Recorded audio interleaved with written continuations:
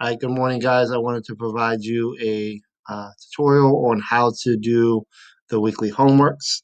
You will notice that as we go forward, the math department and myself and Ms. Christianger have identified 5 critical areas that we think you guys need to know by the time you complete the Algebra 1. So instead of doing a lot of new materials on the weekly homework, we're going to continue to hit on these 5 things. All right, so the first one, we're going to solve for x. This could be an equation or an inequality. You solve them the same way, a couple little wrinkles here and there with the inequalities. But in order to solve equation, again, our goal is to isolate the x or get the x by itself. So we have to move everything on that side to the other side. So the first thing I see is I have a minus 10. In order to get rid of a minus 10, we're going to go ahead and add 10 to both sides. When I do that, I'm left with a negative 5x equals, and again, 40 plus 10 is going to give me 50. Again, use your calculator. 40 plus 10, sometimes it's a negative number. Use your calculator. Okay, and then we have a negative 5x equals 50. Again, this is a multiplication. They're side by side. So we are going to then divide by negative 5. So we're going to go ahead and we're going to divide by negative 5. And you're going to do that for both sides. So when we divide by negative 5 divided by negative 5 goes away. You're just left with x on that side. And then you get your 50 divided by negative 5, which gives you your negative 10. So your answer to this problem would be x equals negative 10. Again, this is just an example. All the problems that we show will be in similar format, so you just have to follow the steps. Okay, going over to solve quadratics by factoring.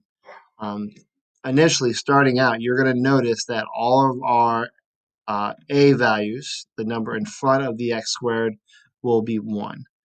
Okay, if that number is 1 or if there's no number there, I'm going to show you the simplest way to do those. Okay, so we're going to need numbers that multiply to your c value. Remember, your c value is the number without any variable. So in this case, it's negative 4. So I need 2 numbers that multiply to negative 4, but then also add to my b value of negative 3. Remember, the b value is the number with the x. So I need 2 numbers that multiply to negative 4, but add to negative 3. Okay, so as I'm doing this, I can say negative 4 times 1 gives me negative 4, and negative 4 plus 1 will give me negative 3. So my 2 numbers are negative 4 and negative 3, and because your a value is 1, you know x minus 4 and x plus 1 are your 2 factors. This shortcut only works if the a value is 1. Again, for the first couple of weeks, we're going to ensure that the a value is 1, so this shortcut will work for you. All right, going down, using the graph below, identify the key parts of a graph. So we have to be able to identify the key parts of a graph, whether it's a quadratic. Again, a quadratic is a U-shape or linear with a straight line. Because this is a quadratic, it is a U-shape. We need to find the vertex. Remember, vertex is the lowest or the highest point or where your graph changes direction. So my vertex is there, and we're always going to write it as a coordinate point. So how did I get there? I went right 1, so positive 1, 1, 2, 3, 4, down 4. So positive 1, negative 4. All right, y-intercept is where it crosses the y-axis. Remember, that is the vertical line, the y-axis.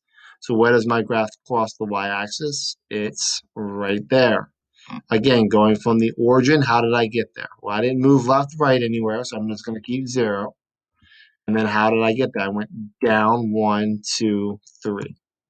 So down 3. So actually 0, comma, negative 3. Your zeros are where it crosses the x-axis. So where does it cross the x-axis? It crosses it there and there. Okay, so it would be negative 1, comma, 0.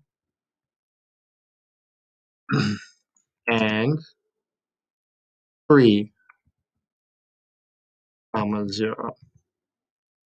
Again, I want you to notice how we wrote these. These are coordinate points. You should have two numbers. You should have an x number and a y number. Okay? Determine the rate of change between the following 2 points. Okay, rate of change, another word is slope. We've given you the equation below. We're just simply going to use that equation. All right, so we have x1, y1, x2, y2. Looking here, x1, y1, or x2, y2.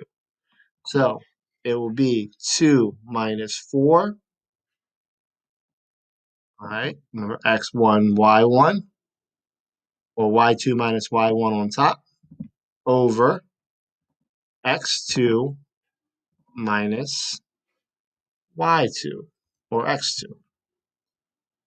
Okay, so x2 minus.